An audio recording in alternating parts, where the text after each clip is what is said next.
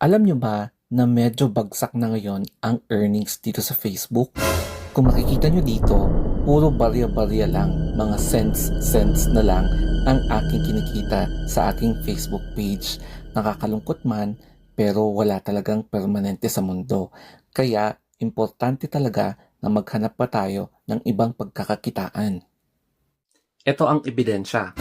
Kaya kung nagbabalak ka pala ngayon na magsimulang maging content creator sa Facebook, medyo mag-isip-isip ka muna kasi matumal talaga eh. Baka naman na shadow ban pala ang aking Facebook page.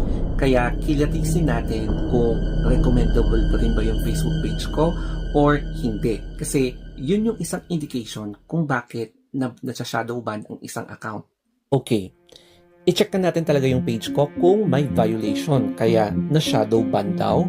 So dito, i-check natin itong page recommendation.